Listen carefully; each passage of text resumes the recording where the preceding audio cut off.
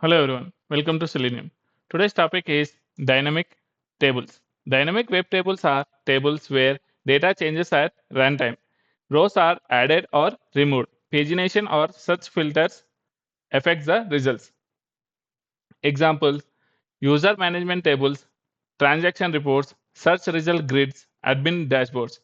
Challenges while having dynamic tables are row index is not constant. Data position changes.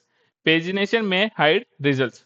So we must loop through rows, apply conditions, match required text, and then perform actions dynamically.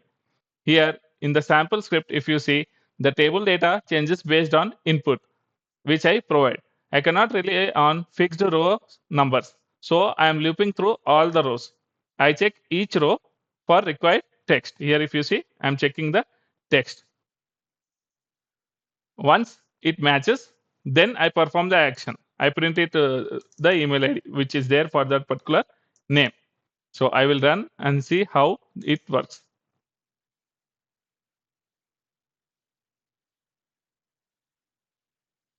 So if you see for Smith, this is the email ID. So we should get the output for email for Smith is jsmith@gmail.com. So dynamic table handled successfully. So what we are doing is first we are iterating table rows, and when checking the table data, we are seeing if that particular name is there. If that particular name is there, corresponding table data I am printing. This is how dynamic tables are handled in Selenium. Dynamic tables require condition-based logic. Never depend on row index in real projects. Actually, we are using numbers here, row index. That should not be the practice. In coming sessions, we will see how we will handle dynamic without using the index. Now I will close the application.